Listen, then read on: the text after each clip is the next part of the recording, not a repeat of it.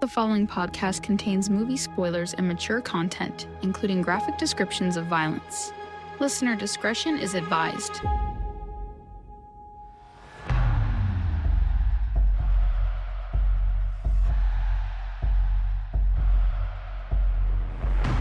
Welcome to Opening Kill, the podcast that dives deep into the chilling world of horror films. Every Thursday, we explore a different movie, from cult classics to modern masterpieces, uncovering behind-the-scenes secrets, analyzing themes, and sharing fun facts about your favorite horror films. Join us as we chat with filmmakers and fellow horror film fans to celebrate the fear in cinema. And now, the hosts of Opening Kill, Michael Doran and Brian O'Connor. And welcome to episode number 9, Halloween time. All right. Yeah, you know what? I need some fall in my life because winter, I'm over it. I'm done. Definitely. Here in Southern Oregon, it has been super cold. And so foggy. Oh Very my God. foggy. I've known 5 people whose flights were just canceled because of the fog this past week. It's been crazy. It has been nuts, and that happens a lot around here this time of year. So Halloween, the 2018 version. The requel. The official title. Is that what we call that? That's what they call them, All unfortunately. Right. Very cool. That's what we're going to be talking about. I saw a very cool movie called Azrael. I want to see this. Okay. I'm excited to see what you have to say. One of our research assistants, Danielle, told me I needed to watch this, and I did, and it was great. It came out last year, and very much enjoyed it. It's basically supposed to take place like after the rapture, the end of the world and everything, and nobody speaks. And I did some research on that, and apparently they had their vocal cords actually removed or something like that. And basically it's a young woman who is in this cult, and she escapes, and she's recaptured, and she's due to be sacrificed to an ancient evil. And not to Jesus. Not to Jesus. No. These are evil dead burned corpses type creatures. Oh, yeah. So, yeah, that's what that is. Okay. I mean, I love the main actress. She's so good. Yeah. She's in Ready or Not and Samara Weaving. Yes, and she's got a great scream on her. Yeah, so the fact that that's kind of a bummer that she probably doesn't get to showcase that in this one, I'm assuming. Right. No, she's quiet. Well, she's quiet. Yeah, but she's in almost every scene. She's pretty badass at the end. I won't give it away, but she's pretty handy with a weapon and a few other things. But, okay. I love the title too, just Azrael. It sounds so badass. Oh, it's great. It's great, definitely. I saw this movie called Madhouse from 1981. It's a cool little slasher. It involves a sister and her evil twin sister who just likes to torture her on her birthday.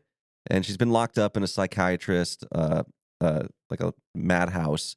And she escapes and just causes havoc. And she has this gnarly Rottweiler that she likes to use to kill her victims. And I'm not going to give anything too much away, but just this might be a nice little thing to know going in if it's like a trigger warning for you. She does sick the dog on a kid. Okay. Like, it's kind of gnarly. This movie is gnarly, but it's a lot of fun. It has its elements of just complete camp and just 80s cheese. It's 1981, so it's got that perfect 80s cheese slasher flick. So I recommend it. I thought it was a lot of fun. It's Madhouse. Madhouse. One word. Okay. Yeah. We'll check that out. I want to welcome all of our new listeners. If you're just joining us for the first time, my name is Brian O'Connor. That's Michael Duran. That's me. And what we do is we take a horror film, could be a new horror film, a classic, or something in between, and kind of analyze it, tear it apart, and look at it and let you know what we think about it. Yeah, we haven't had one where we just rip it apart yet. Not I'm looking yet. forward to when we do that. We just put the final shit on it. we just put the final schedule together for the rest of season 1, and there might be a few. There in will there. definitely be I'm one, sure. at least for me. Yeah, I'm sure. One film I'll mention, and I won't tell you when we're going to do it. Sleepaway Camp from the 1980s, because we had to do one almost B type movie. Well, I don't know if it was really a B movie. I wouldn't consider it a B movie, but it was definitely low budget. Just a strange, typical 80s, horror film. That was right after, Friday the 13th started really gaining steam. So somebody thought, oh, well, we can do something like that. And that was their attempt at it. So that'll be later in the season. They definitely tried. I'll give them that. Very sad to hear about the passing of David Lynch last week. Yeah. age 78. Now, he had announced in August that he had emphysema. I guess he was diagnosed in 2020. Didn't really talk about it a lot, but he did say in this interview that it meant, he really couldn't direct anything anymore. Well, he was housebound. He was on oxygen and everything else. And he attributed that to his smoking habit, which he started at age 8. Jesus. So, I mean, wow. Yeah, that's hard. That'll do it. That's hard. I mean, it's unfortunate because it was just normal back then. It was kind of crazy. It really was. Yeah, it really was. And he had just been evacuated from his home in LA because of the wildfires down there. Shit. And I think that added more stress. The smoke is definitely not going to help that. Right. So he was living at his daughter's house and he passed away January 15th. I remember so many things from him. Obviously, the original Dune movie from the 80s. Yeah. He actually was so pissed off about what they did to that in editing. He didn't get the director's cut. He took his name off it, didn't want to be associated with it. But other things like Blue Velvet and Mulholland Drive.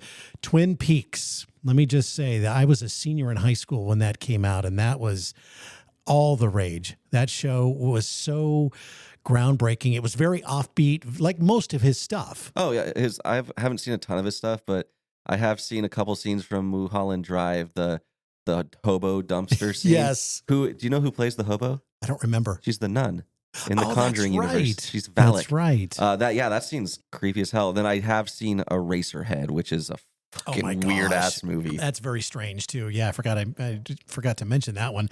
It's one of his more well-known ones. And you're right, very, very strange.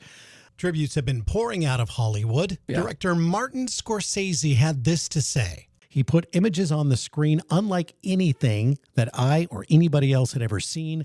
He made everything strange, uncanny, revelatory, and new. Yeah. I think very well that's said. Totally well said. He definitely will be missed. I remember I saw the news before it was kind of like broken by the major news companies. I was on a Letterbox group page. Okay. And they're like, whispers are this is true. And I was just like, oh shit, I hope that's not the case. But then it started pouring in. So that's unfortunate. I watched a masterclass that he did on masterclass.com in filmmaking and directing, and very fascinating, his approach to things. Oh, I bet. Just really amazing. The dude just thought outside the box. And he was smoking during that class too. He's sitting there, so it's like, oh, dude. Son of a bitch. Yeah. Was it like a cigar or something? No, it was just a cigarette. Just a cigarette. Right. Yeah. It'd been really dope if it was a cigar. That's just I know. Classy. I'm sure he smoked those too. I think I'm sure. Probably. But yeah. Yeah, my little news that I'm kind of excited about is we got some more Scream 7 casting to go over, Brian. It seems like this is pretty big. It seems like it just keeps trickling It out does. every week. I'm There's something hoping new. we just little breadcrumbs of it till the release even. But we've got Sydney's husband cast. Now, a lot of people were thinking it was going to be oh my God, I'm going to do this again where I forget his name. Dr. McSteamy from Grey's Anatomy. Right. Wow, I can't believe I'm doing this again. Wow. But no. Deja vu. I know. I'm like, God. But it's actually going to be Joel McHale. And it's going to be a different character because everyone was like, Mark, it's got to be Mark Kincaid. It is not Mark Kincaid. It is Joel McHale. I like Joel McHale, and a lot of the response has not been kind. I'm like, dude, it's just fine. Who cares? I'm totally on board with it, especially if it means him not being able to do this movie means he's doing Thanksgiving too. Yep. So I'm fine with that. If that's the reason, hell yeah. Then we also got Jasmine Savoy Brown coming back. So we've got the Meek twins back in the cast. We don't have Jenna Ortega or Melissa Barrera, though, but we have a half of the core four. There it is. So I'm curious what they're going to do with them.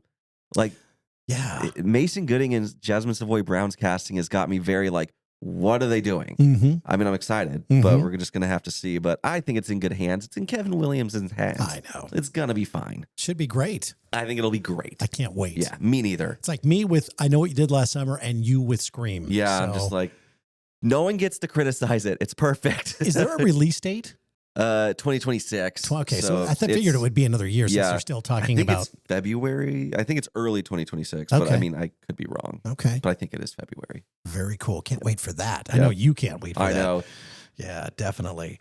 Well, let's get into Halloween, the 2018 version here, directed by David Gordon Green, released October 19th, 2018.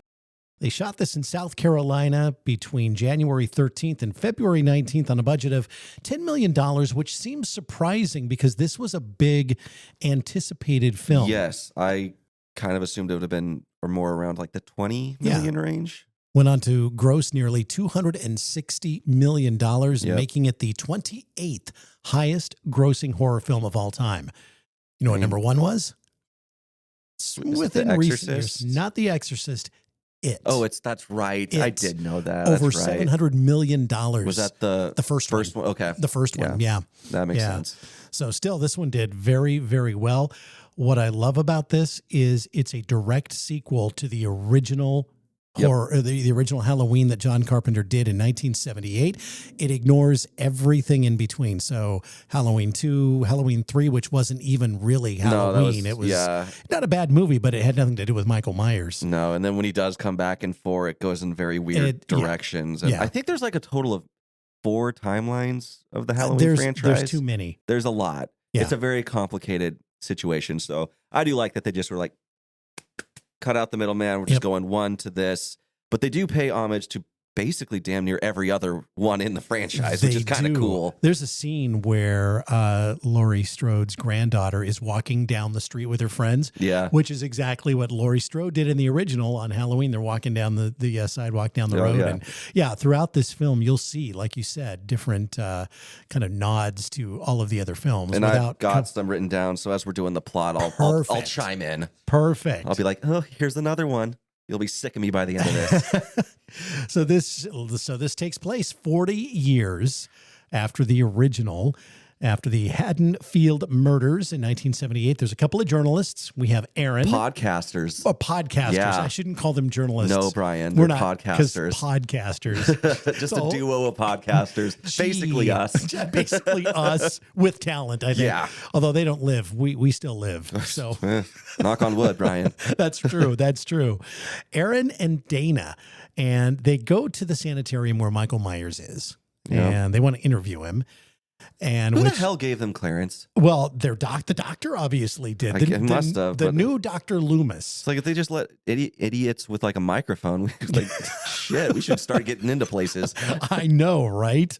So they show up, and Dr. Ranbir Sartain, the new psychiatrist, tell them that Michael can actually talk. He just chooses not to, which they get more excited about that. Right. And this is kind of a cool scene. I love the sound design here. The sound design and even the visual shots, like it's all super up close and like people's eyes. Like I think this is very disorienting, which I think is perfect for where they're at. Right. Like it kind of makes you feel mad. Honestly, I love it. Yeah, they basically go out to the courtyard where Michael is standing in this giant checkerboard. It's like a checkerboard thing, which is really cool. Yeah, and they have like their little zones where they're kind of chained and they're little boxed off areas, so they all get their fresh air, but they're just like in this weird little checkerboard. Yep, it's a cool visual. It's a weird situation, but a cool visual. Exactly, and yeah, so they go out there with the doctor, and they're told not to cross the line to get into the little box with them. They have to keep their distance.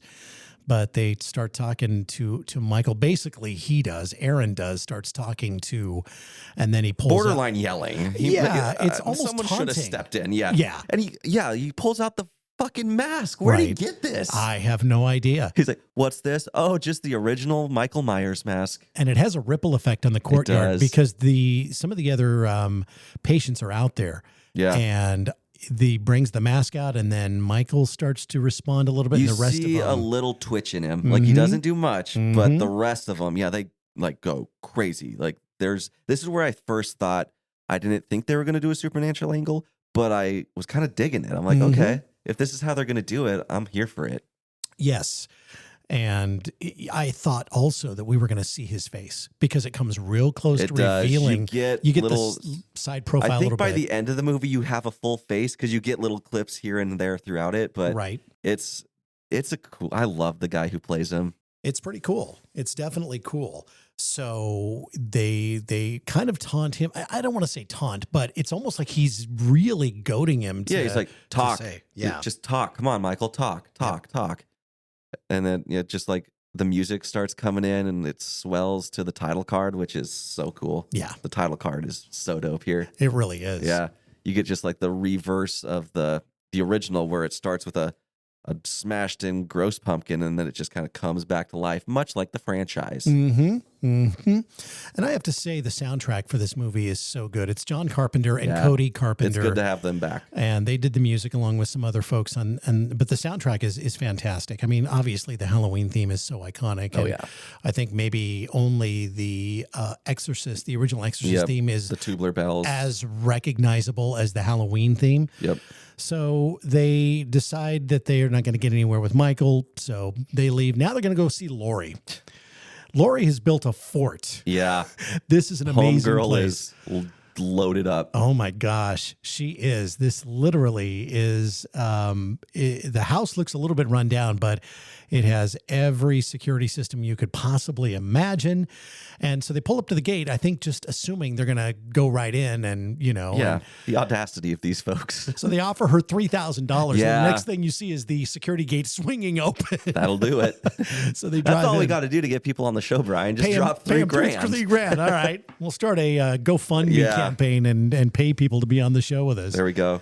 So they finally get into the house and they're telling her that, we just talked to Michael and, he's a human being. And, well, she's offended by that because she knows better. And no, he's the boogeyman. You simple fools. Yep, exactly. And so, they have this nice little discussion and they obviously aren't going to get anywhere with her either. So she's shutting them down at every single turn. Before she literally kicks them out, she's like, I'd like my payment now. Hell yeah. So she gave him an interview. It was a short one, but it was, and I do love the scene where she's letting him in and it's like 8,000 like locking mechanisms before she gets to finally open them.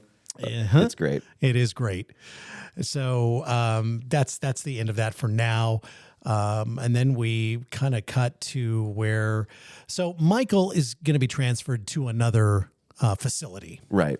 And she is very much aware of the transfer. Oh, yeah. She knows the time, 7 a.m., and he's going to be, and, she's following this pretty closely.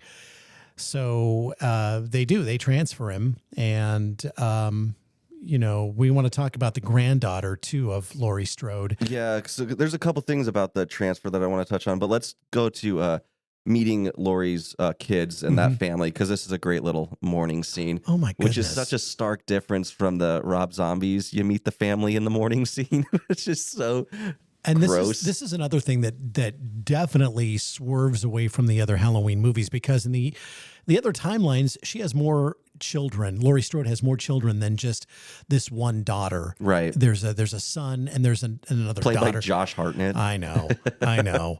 But so there's no mention of them, obviously. Yeah, this is its own thing. Yeah. So the morning breakfast scene is pretty funny. It's cute. I like it. We get to meet her dad, Ray, and then Karen, the daughter. The cool thing about Karen is she always has a Christmas sweater on. Yeah. Which I think is great, because of course she would hate Halloween after that. But we meet them and they're just kind of having fun at breakfast. The dad somehow manages to get, quote, peanut butter on his penis. And the daughter, who is played by Andy Matichik, she's just like, gross, Dad. Come on, Dad. Jeez. Yeah. And then they talk about how they're going to meet her boyfriend tonight at dinner. Mm-hmm. So, we're going to get together with them later. And I do love, did you know that a couple of big names like Emma Roberts were up for the part of Allison, but they were like, no, much like with Laurie in the original, we want to go with an unknown. Yeah. So, there was a couple big names that were in like almost at the getting to the final like contract negotiations, but they're like, nah, let's do an unknown, which I think is kind of cool. I think that was smart. I think, it keeps it more legit, exactly. And it's not like they're selling out and just bringing in the big names. They've already got a big name. Yeah. They've got Jamie Lee Curtis. That's a big get. And hey, Judy Greer is no slouch either. She's great. I love her. She's in so many incredible movies. But so we get them, and then we get this cool scene of Allison walking to school with her two friends. And I love this part where the boy, he mentions that, like by today's standards, what happened back then really isn't that big of a deal, which is kind of unfortunately true. Yeah. Like there's ways worse stuff happens every single day nowadays. So I do like that little mention. And they do throw in this part where he also says, aren't they siblings? Which is a throwback to Halloween 2. And they're like, no, that's just some bullshit they kind of made up to make them make everything make sense. I thought that was great. I thought it was incredible. Tie that up and get rid of it and make this its own timeline, which Yep. is it should be. But acknowledging the stuff that came before. So yeah, no, I think that's one of my favorite little scenes. I think it's a great little character moment there. But then, yeah, we do have Laurie at the bus transfer where I think there's some incredible sound design with the voice of Loomis kind of talking about like how, no, just kill the guy. And we get Laurie, a really good character moment of her sitting there watching it happen. And she's drinking, she's got her gun, and she's just like, you can tell she's breaking as a person. And she does give us a cool little final girl scream as well before cutting to the fun little family dinner now.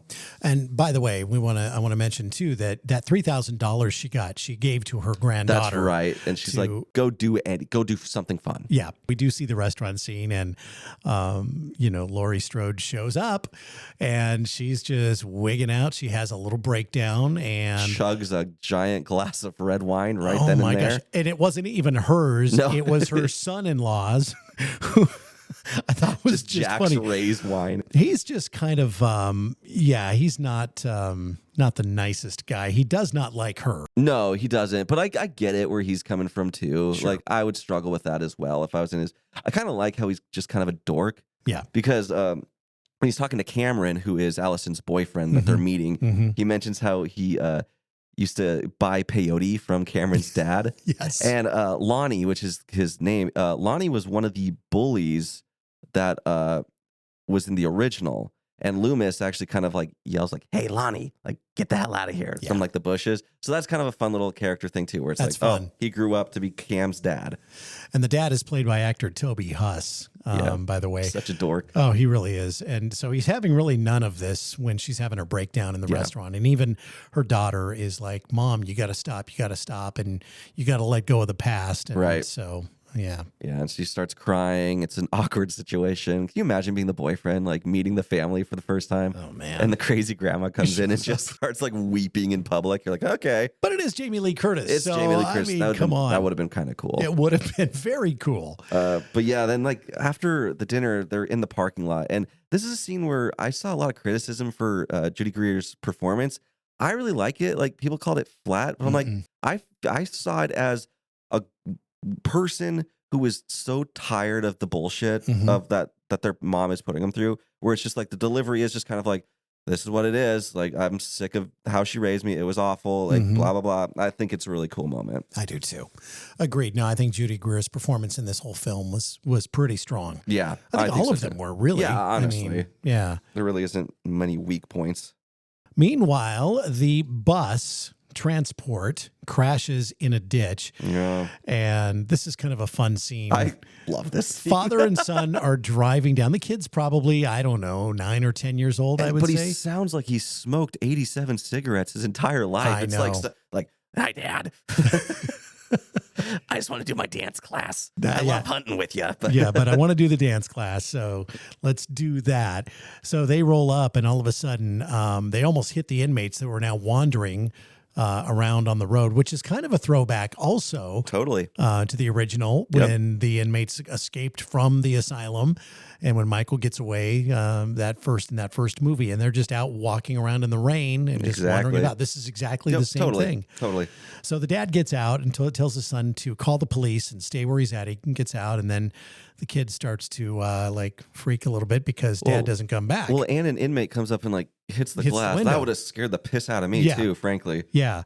So the kid jumps out and he's looking around with a rifle, by the way. Absolutely, because I think they did just come from hunting. I think they did. Yeah. I think they did. There's some mention of hunting. Yep. So And he comes upon this security guard who was in the van. He's laying motionless on the ground.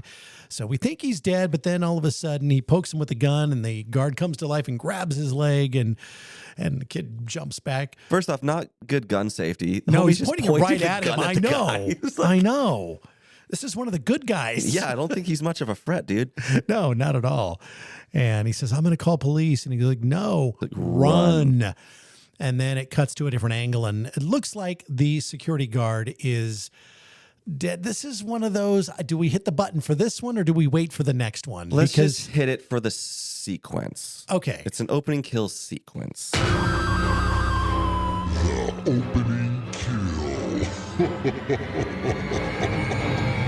So The guard looks like he has died after he tells him to run, because they do change point of view, cuts to a different angle, and he's motionless on the ground. And Kevin, the kid, is now backing away, and he runs into the bus, which is overturned. And he's, I don't know what he's there, but whatever. I think he's looking for his dad.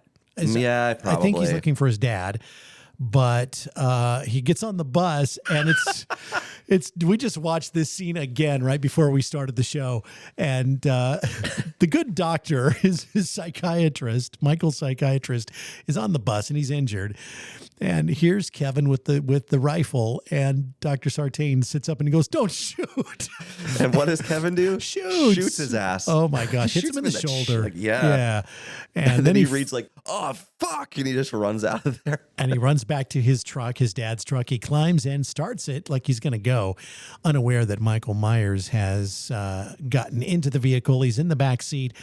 So this is the next kill, and you don't see kids get killed in film very often like this. It's pretty rare. But he does. Michael grabs him and basically breaks his neck by slamming him into the driver's side window they're inside, and he just grabs him, and you hear the neck crack. It, yeah. He slams it multiple times. So that's kill number 2. I think it's kill number 2. It's the old 1-2 punch. Yeah, it's the security guard in this guy. Like, if it was just the security guard, that opening kill would get like a 0 for me. It's like garbage. But with this as like a sequence, I'm giving it an A. Yeah, and we get a kid shooting a doctor, which is like, it's a great sequence of events. It really is. So then they find a second security guard dead, and then Kevin's dad is found dead. So these are all off-screen kills, so that's 3 and 4. Kevin's dad's neck is fucked up. Not in good shape. It looks disgusting. Not in good shape. There's a couple of those kills where you just see the after effect, and it's always super gnarly. So I kind of like that, even though it's off-screen, you get a cool payoff. Yeah. Then we go to the next morning, where the sheriff, Frank Hawkins, explains to a deputy that Michael Myers is on the loose and is most certainly going to return to Haddonfield to finish what he started 40 years prior. That's when our podcasters arrive at a gas station. Yeah. Good and old this gas Aaron and station Dana. is definitely a throwback to either 4 or 5.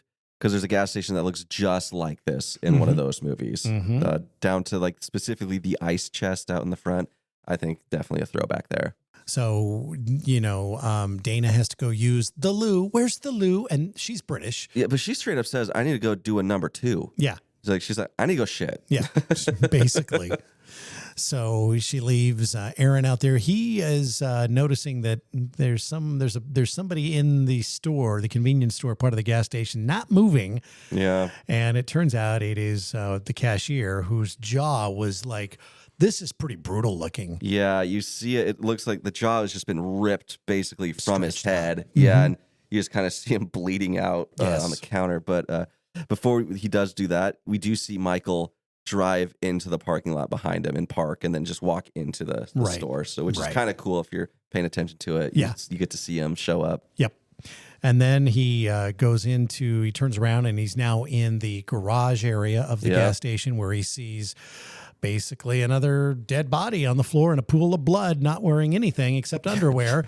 That's the mechanic who Michael is dispatched of. And so that stole his outfit. Pretty much. That is kill number 6. And then Michael walks into the bathroom, where Dana just happens to be doing her number 2. Yeah, this is so rude of him to...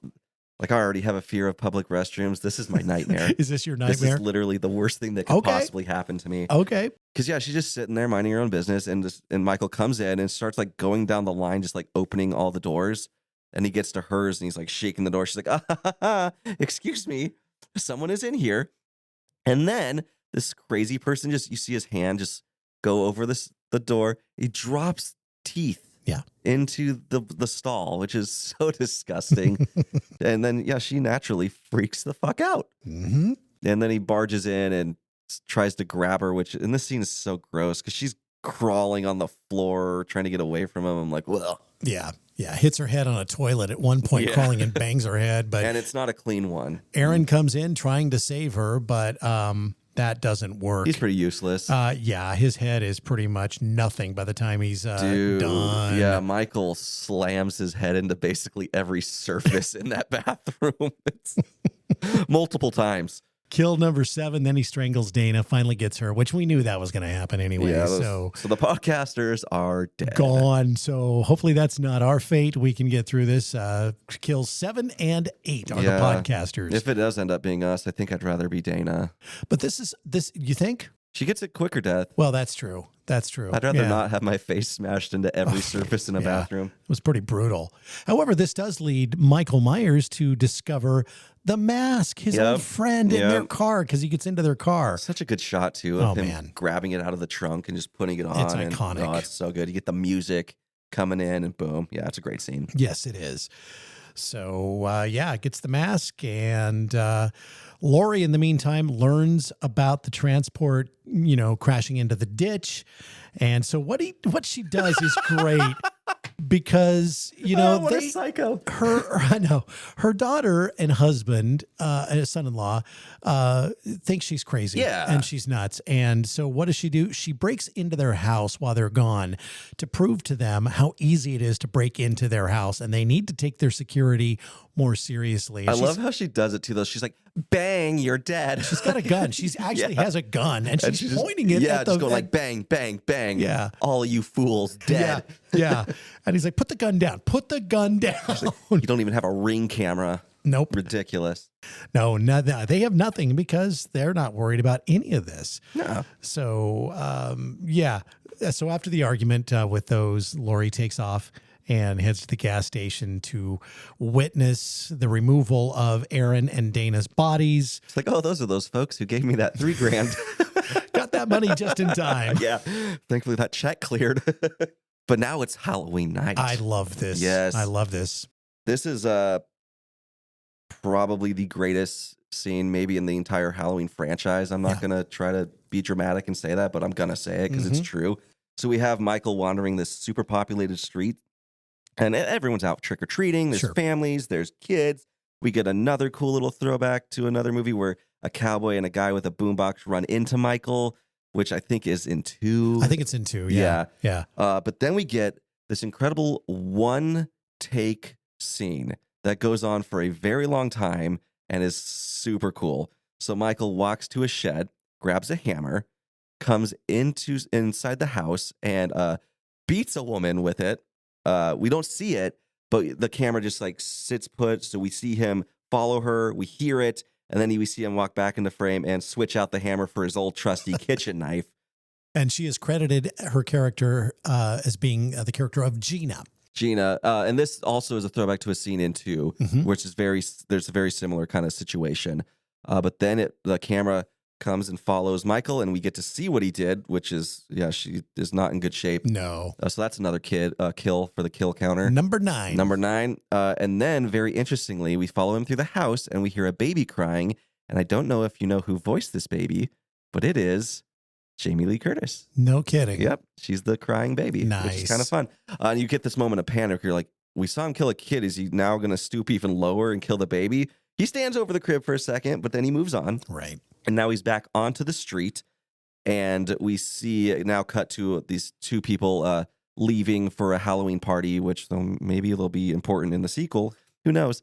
But then he continues down the street, walks into not walks into yet, but he walks up to another house, looks in, and the camera again stays put, and we see him walk around the house, come up behind this woman, and then stab her through the neck for kill number 10. Andrea is her name. Or I should say was her name. Andrea. So that, and then the one take ends. But like, what a killer fucking scene. It was really an amazing setup for that. And those are hard to do. I mean, everything has to go perfectly every step of the way. And the fact that they were able to pull that off, that's a $10 million shot right there. Yeah. Like I was like, when I remember seeing it in the theater, I'm like, holy shit. Like, and like the one part where the knife goes through the, Andrea's neck. It doesn't look incredible, but I'm like, if that's what it took to make sure that whole scene went off without a hitch, totally fine with it. Sure. Like it's CG, but whatever. Yes. Incredible. Yes.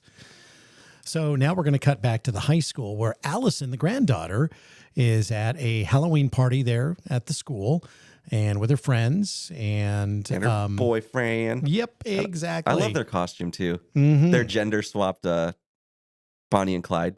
Yeah. It's so great. It's great. It's fantastic. She gets a call from Vicky, one of her friends, and inviting her to come over once the kid she's babysitting falls asleep. Badass Julian. Oh, my God. We'll talk about him because that's one of my favorite scenes.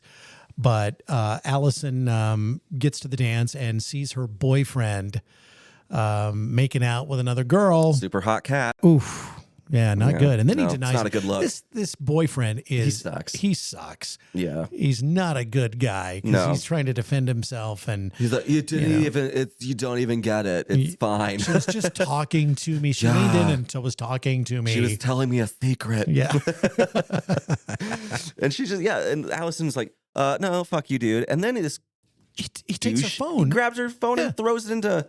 It looked like eggnog. Kind of it looked like. Kind of looked like Velveeta cheese. Well, it might have been that too. Thick. It was very thick. Yeah. Yeah. I don't know what it was. But yeah. So she just, she walked away and he does kind of have a cool line where after he throws it in, like you can hear it ringing. He's like, "You gonna get that?" Like, total douchey, but you're just kind of like, that's kind of clever.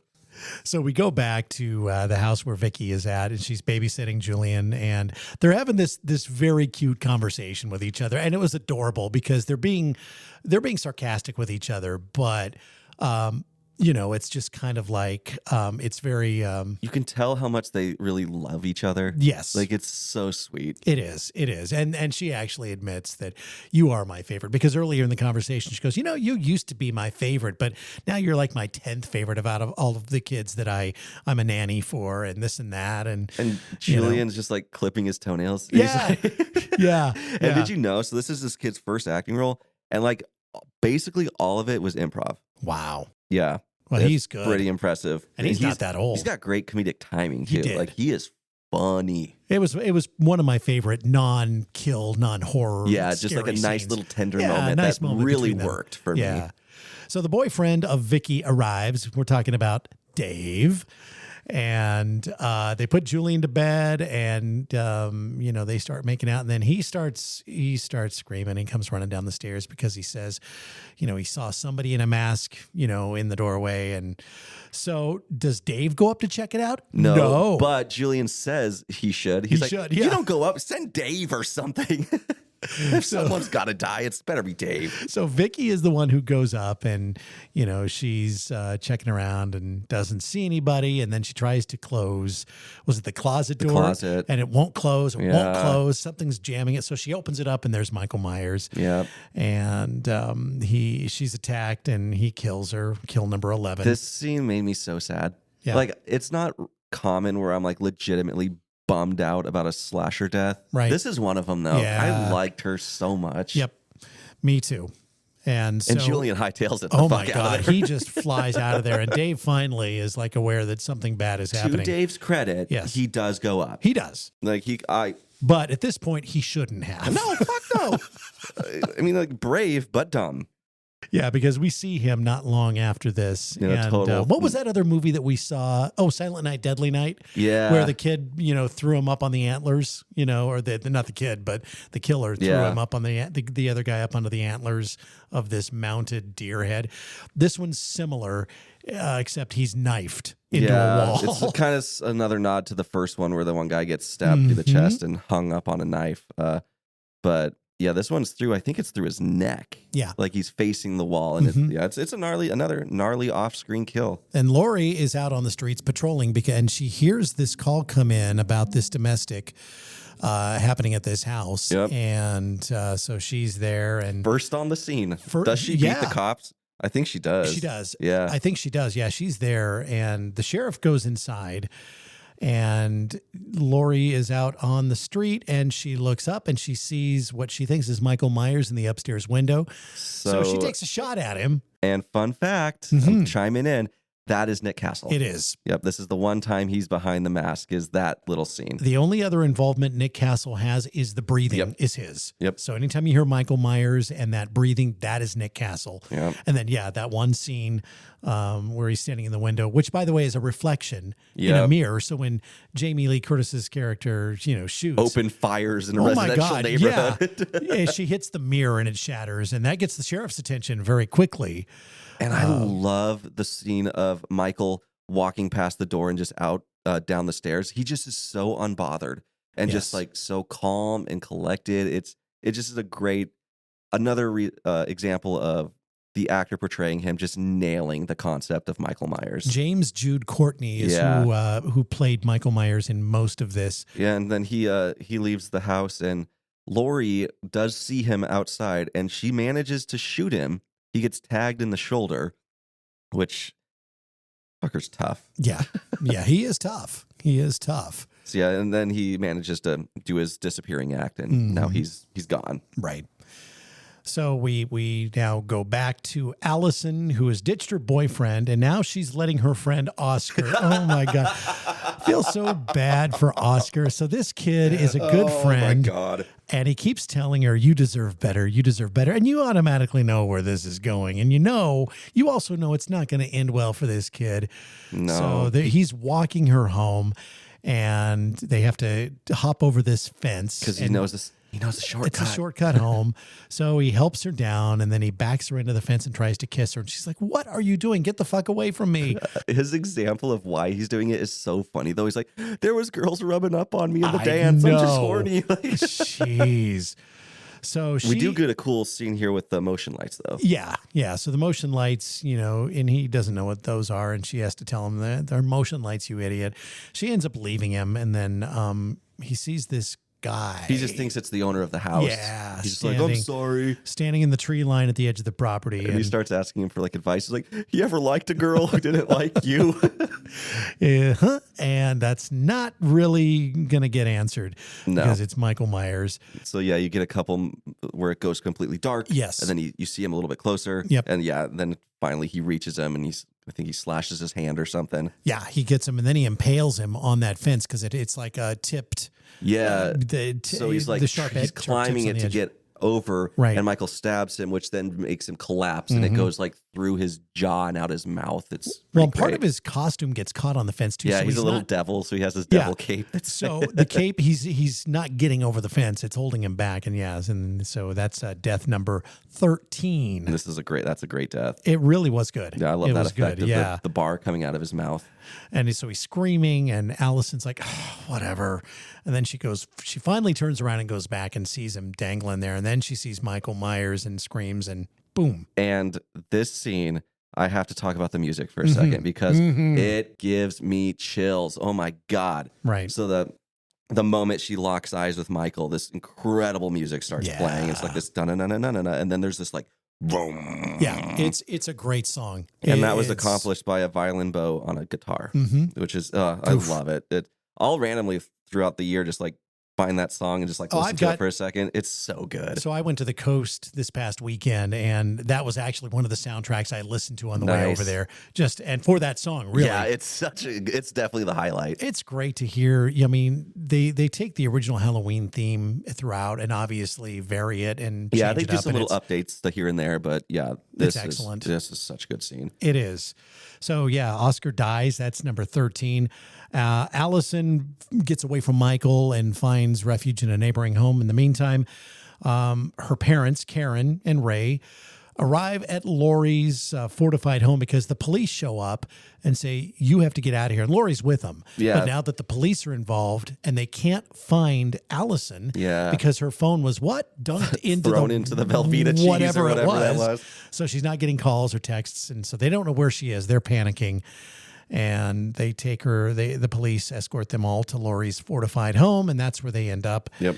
And this place is amazing. I mean, they have a kitchen counter, like an island that is on a remote control that swivels to reveal a underground bunker, basically. Right, yeah. Set of stairs, and then they just hit it again to cover it up, and no one should know it's there. No.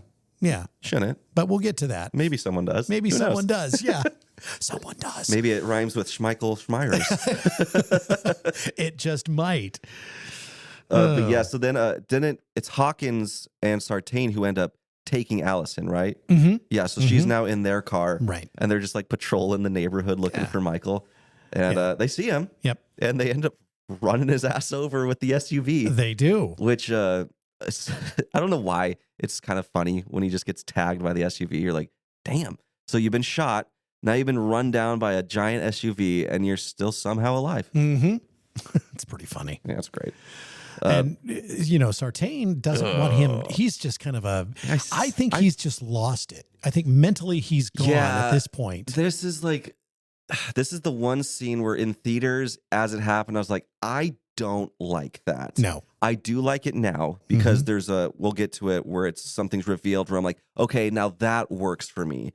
But yeah, Hawkins gets out and is just like, I'm going to fucking shoot this guy. Mm-hmm. And Sartain's like, no, please don't do it. He's Yeah, like, we're going to shoot him. We're does done. Not want him harmed. This needs to end. Mm-hmm. And so Sartain stabs him multiple times, one in the neck, and then he does a couple things.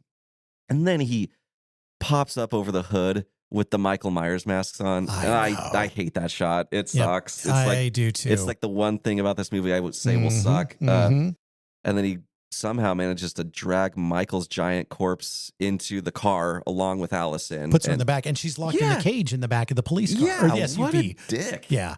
Yeah, he locks her back there with Michael Myers, and then he tosses in the mask and heads on down the road because his whole goal in this is to reunite Laurie and Michael. And watch them and observe. In the wild. He wants to see him out in the wild doing his not thing. in a controlled environment. Yep. And we should note that Sheriff Hawkins looks like he might be dead, but I don't see how he's not. Yeah, but I he's don't either. not. But he comes back in the next movie. Because as they leave, they run him over too. They do. They do. He should be dead. He totally should. And he's not like a young dude. No. Fucker's old. So no. But the one thing that it does get revealed is that Sartain says he caused the bus crash, which I'm like, okay, that makes sense. Because just it happened to have another bus crash. Like that's kind of doesn't really work for me. So the fact that he is the cause behind it, that's what makes me okay with this scene now. Yeah. And we might add, too, that Sheriff Hawkins is played by the great Will Patton, who is just an amazing actor. He was so funny in Armageddon on the oil rig, and then going up into space. But I've seen him in so many things, and he's just a great actor.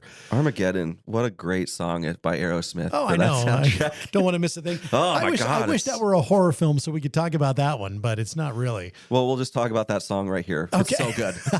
Guess we're done. So, so now Dr. Sartain is, like you said, he just piles an unconscious Michael in the back next to Allison, and they take off for Laurie's house.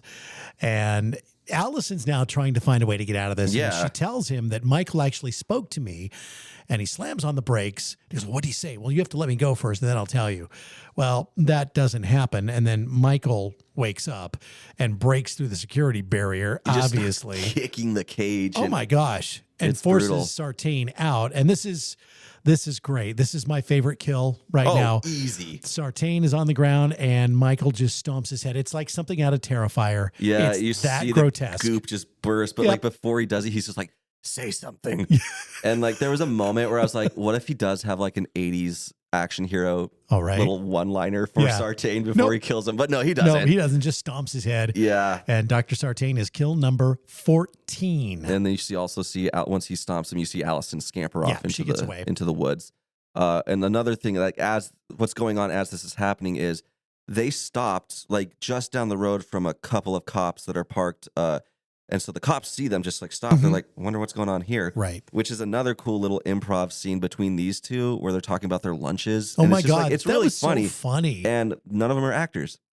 Again, this is their first thing. That's and amazing. It's improv. And one of the cops was just the law enforcement, guy kind of told him how not influence. A consultant? And consultant. Yeah. He was the law enforcement consultant for the movie. And then the other one was like a mic operator or something, just like someone on the crew. Okay. But they did a really good job. It felt authentic, and it was another just genuinely kind of funny scene. It was a fun scene to watch. Yeah. So I was kind of bummed about this. Yeah. So what's going on here is, the SUV that had Michael Myers and Allison and the doctor in it, the overhead lights are going. So, Right. And it's just stopped at the end of the road from them. And they're looking at it going, what is that? And they try to radio him, no answer. So they decide to go down and check it out. And they get out with guns drawn. And then it cuts away. We don't actually see them get killed. But we do end up coming back to it because what Michael does. Where did Michael learn how to drive? Because he's a pretty good driver, actually. He's done this in the past. Yeah, he knew how to drive in the station first wagon, one. right? Yeah, and he just drives around town in the first movie. Yeah. So I don't know who taught him. Someone did. So he takes the police SUV with the 2 dead officers that he has killed, goes to Laurie's house and parks it outside where Ray... Who's yo-yoing. Oh, my gosh. Can we talk? Yeah, he's doing like yo-yo tricks, which just like adds to his dorkiness. Yeah. Like I kind of like it though, but you're just like, oh, look at him doing his yo-yoing. So Ray, who is, of course, Allison's dad, walks out to check on them and offer them some coffee. And he opens the door. And this is pretty amazing because these kills are incredible. Well, yeah. One of the officers has his head pretty much emptied of everything, and it's just the skin over the skull and a flashlight, like and lights it up like a jack-o'-lantern, shoved up in it, and he even has his eyes like carved with like little triangles. Yep. And then I think the other one, I don't know what's up with his body. All I know is he has Sartain's like knife in his head. Pretty much. Well, but there was that scene in Terrifier where almost exactly same thing. His head was scooped out. He was just stabbed in the head, and then the other guy's head was just scooped out like a jack-o'-lantern with a flashlight. And those are kills number 15 and 16. And before Ray can really react to that, Michael's behind him and he's strangling him. With like a wind chime. Yeah, something like that. And that is actually kill number 17. And the final kill of this film, as far as innocent bystanders and things go. And so Laurie alerts Karen, her daughter, to the fact that Michael's there, and they all go down into that cellar basement type place that is, with a hidden entrance and all that. So, there is this one little moment, which I do like, while they're down there, where Laurie admits, she's like, I'm sorry for how I raised you. Mm-hmm. And it's just, it's a great little moment. I'm like, yes, that it needed that. It needed that closure. Totally agree. So then we get into the final sequence here. And, Michael is in the house and he attacks Laurie, who escapes basically she's at the door window, and he breaks in with his hand and grabs her, and so she ends up shooting off some fingers on the left hand or whatever. It looks great when it happens. Like, and you hear him kind of like, you're like, you're like, oh, dude actually does grunts. Feel pain. He does. So now he's been shot twice, ran over by a car, and he's still going, still moving. Yep. So she gets away from him, and by doing that, and she goes through the rest of her house room by room, seals off each room. Each room has its own security gate. Like the mall, the ones at the mall. Yeah. They they're look coming just down, like that. And so she's locking up every room. But like another cool little detail I noticed only this time is you can see Michael's blood trail that she's following throughout the house, which is just really cool. Yeah. And so Allison arrives as Laurie and Michael stab each other, and witnesses Laurie falling from the balcony.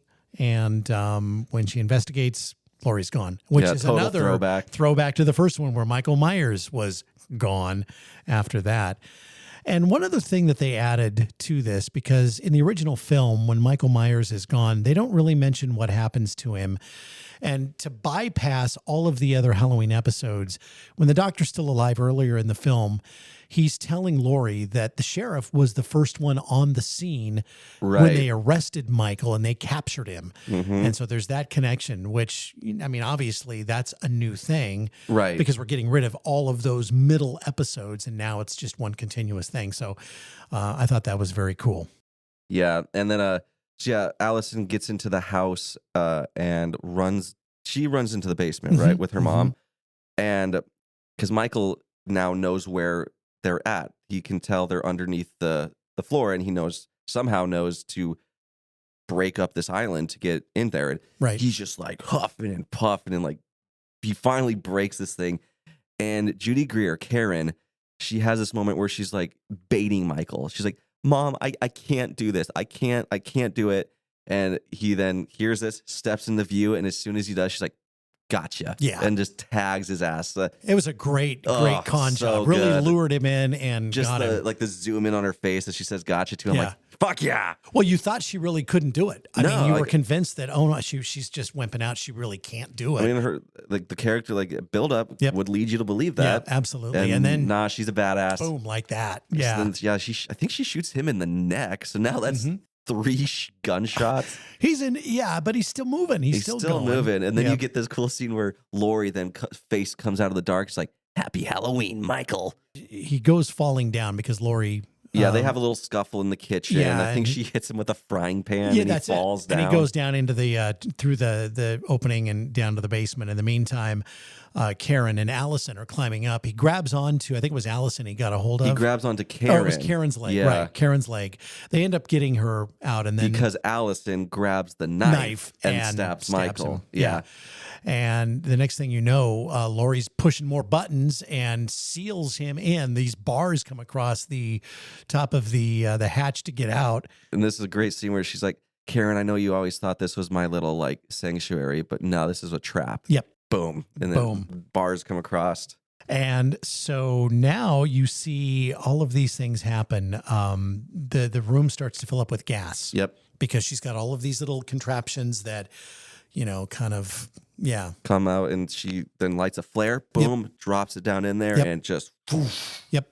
And it goes. And Michael is so badass in this scene because like everything's burning and he just stares up at her and does not move. Right. And you're just like, okay, that's rad. I love that in my Michael Myers. And then like, you can see the rest of the house start to burn. And there's this cool little scene in Laurie's bedroom. There's a dollhouse, and the dollhouse is the Michael Myers house from the first one. And you see it start to burn, which is just a kind of cool little like Pretty poetic. amazing. Yeah. Yeah. And everything's burning. They get out of there and just burns to the ground. Mm-hmm. And you would assume Michael is dead. You would assume. Yeah. You would assume wrong if that's what you actually Yeah. assumed. So that's it. The whole house goes up in flames, and the three of them hitch a ride with somebody who is rolled up in a truck. Which is very like original Texas Chainsaw Massacre kind of. Yeah. Which is kind of, I think it probably was intentional. Yep. Definitely was. And that's kind of how it ends right Yeah, there. you They get just the leave it at shot that. of the 3 generations of Strode women. Yep.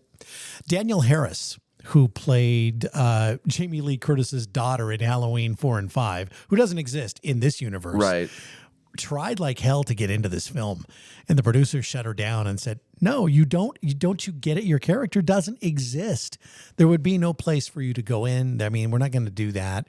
A couple of other things that happened on TV, for example, the newscaster is her describing the events of the original film as the babysitter murders, Oh yeah. which is what John Carpenter was going to originally call Halloween, Right. until the producer said, "No, I don't think so. Let's just call it Halloween."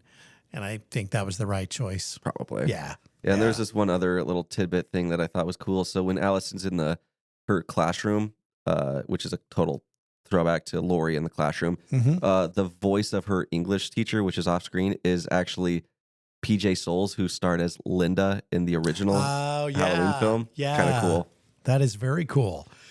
So the kill counter, looking at it, it is at 17. Not too shabby. And that is where it stands. That's a pretty high count. That's not bad. I think Not it was bad more at than all. like double the original. I think it was. At least double. I think it was.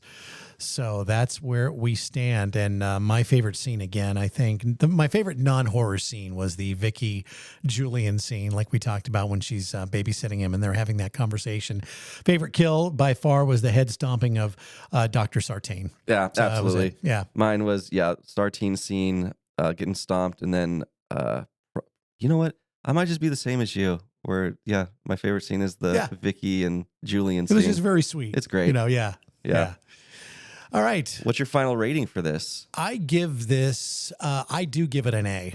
I give it 5 stars. Yeah. Like, I think it's damn near a perfect Halloween film. I don't think there is such a thing as a perfect film. So I think this is almost as close as you can get. I think they just did everything right. Right. I liked how they all the nods to the former, movies in the Halloween universe, even though they chose to ignore them, which I think was also a great decision. Make this a sequel to the original, just make it 40 years later and cut everything else out, because all of those different timelines that happened throughout those movies just confused me, and I know other people too, and it just, there was no continuity. So much stupid shit that you're just like, we don't want to have to deal with that. Let's just cut it clear and boom.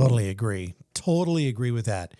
All right, so Halloween 2018, and this is part of a series. Yep. And so next month we will come back with Halloween Kills. Yep. And after I got out of the theater of this movie, I was so pumped. I was like, okay, I can't wait for the rest of these. Yeah.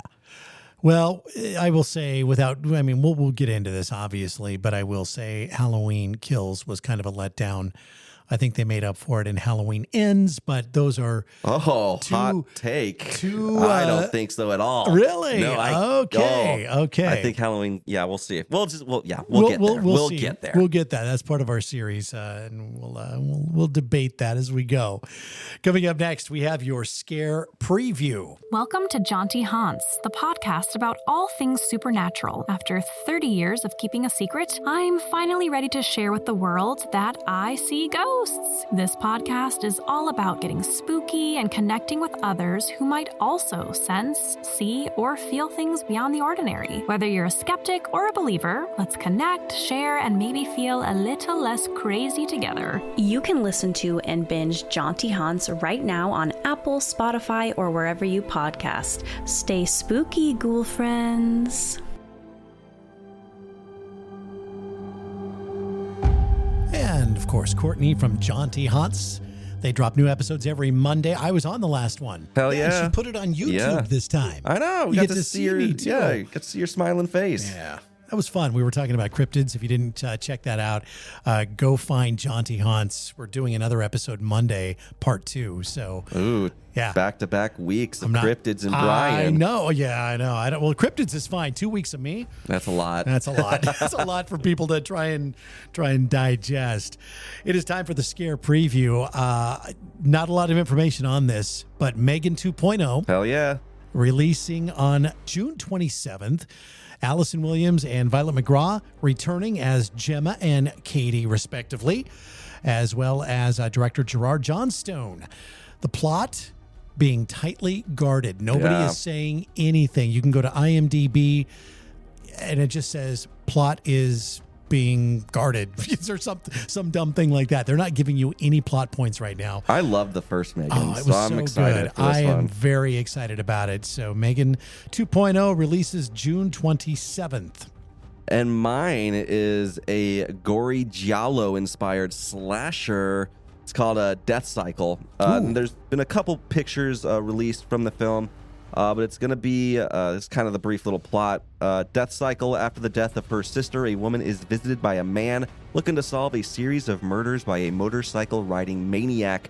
As their shared fear escalates, the killer's rampage continues in the city, leaving them both questioning who the real monster is. Ooh. Now, we don't have a release date yet. We do know it's going to have a 2025 festival run and release. Okay. But I love giallos, which they're just like they're slashers, but there's always a police investigation, and for some reason the killer always has black gloves. Yeah. So there's just a couple little things that are a little bit different. But I love giallos. I love slashers. This one looks like a lot of fun. It's going to be gory as hell too. Can't wait for that one. Yeah, me neither. A lot of good things coming out in 2025. You know, we mentioned last week how good 2024 was for horror films. And I think this year will be equally as good. I hope so. We'll see. We will. So that is going to wrap it up for episode 9 of Opening Kill. All right. So coming up next week, a very fun movie. Yeah, this one's great. We've got The Wolfman from 2010. A great cast. I mean, anything with Anthony Hopkins in it. Probably going to be pretty good. Yeah, probably so. So we're going to run that down for you next week as well. Hell yeah. Subscribe to us and follow us on social media. We're on Instagram and Facebook. You can email us too. openingkillpod@gmail.com. Yeah, looking forward to talking to you next week when we feature 2010's The Wolfman. All right, have a great week. Yeah. The Opening Kill podcast is hosted by Michael Duran and Brian O'Connor. It's produced by Mystic Cloud Productions. Thanks for listening. And don't forget to subscribe to us on Apple Podcasts, Spotify, or anywhere you listen to your favorite podcasts. Follow us on Facebook and Instagram too. Join us next Thursday for a brand new episode.